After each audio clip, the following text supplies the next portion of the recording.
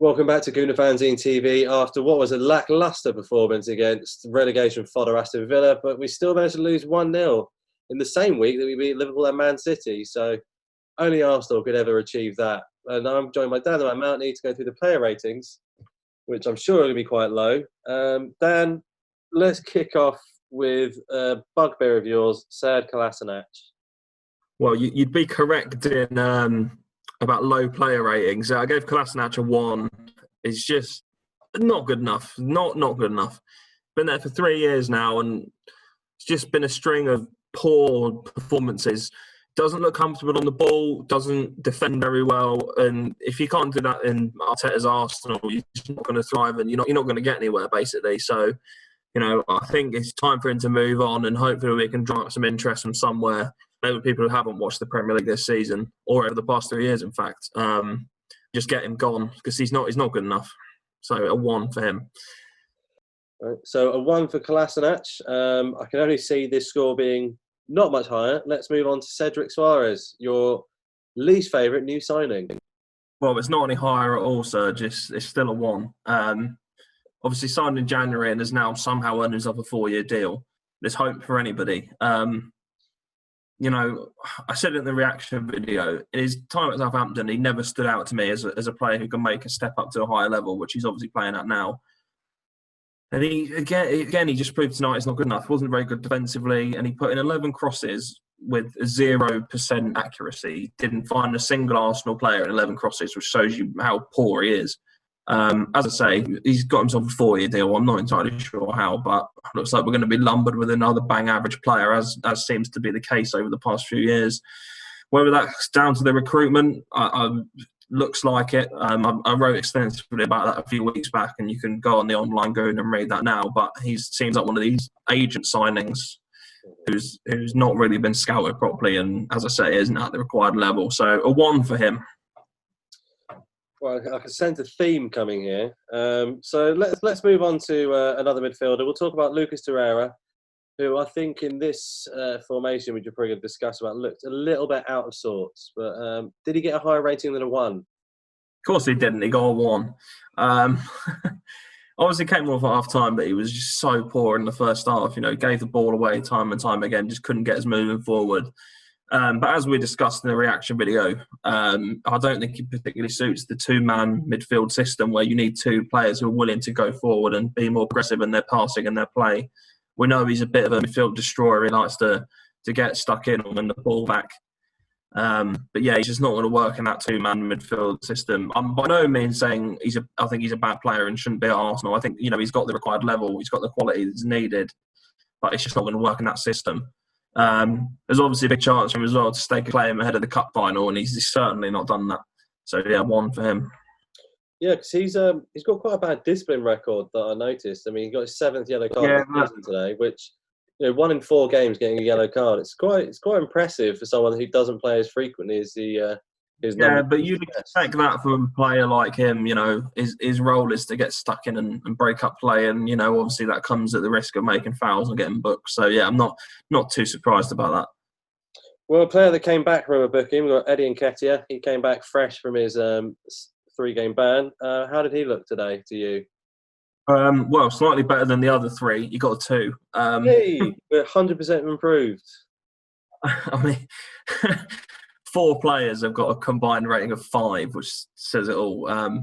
But yeah, I think the victim of the system again. He played out on the right-hand side. I'm not entirely sure why Arteta played 3 strikers without any kind of creative player in the front 3. But yeah, it just offered very little.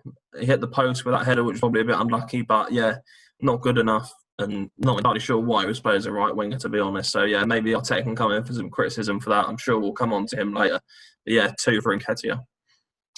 Well, a player that came on as a substitute, we had our record signing and Pepe coming on in about the 75th minute. How did you think Pepe played today? Well, I think he should have started. I think he should have started 1. I mean, I gave him a 6. I think he looked lively enough. It really didn't create anything, but still looked like he was going to do something compared to the other players in attacking positions. I just think he provides you with a ball carrier who's willing to run at people and make things happen. Whereas 3 strikers who are all you'd probably consider poachers aren't really going to do the same kind of role. So I think, you know, at the moment with Arsenal lacking creative players in attacking positions, he's someone who really has to start week in, week out, to be honest. I know we've been quite critical of him this season, but, you know, as we've said before, it's an adaptation, you know, the past season, and I think we'll see more of him next season. But yeah, I'm sure we'll come on to that later in other videos. Well, normally at this point, we would used to go through the full list in great detail, but Dan now writes the full write-up on onlinegooner.com, so don't forget to check the website to see Dan's views on all of them. But Dan, can you just list off the ratings for us for the other players? And if you want to find out more information, go to the website. But Martinez. 6. Holding. 3. Luiz.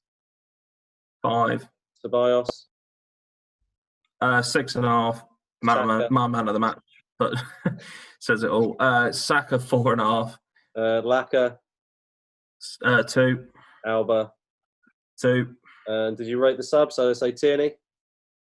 6.5. Willock. 4. And Xhaka. 4.5. Right, so low ratings all round, except for your man of the match, Danny, who played in his different role today. But Arteta, we will save until last. How did Arteta's team selection and formation choices go today for you? I don't like criticising him because I think he's going to do well in the long term, but he got it wrong today. I'll give him 3. Okay, I think the team, as I say, the team selection was all wrong. I think 3 strikers was just a bit of a mad decision.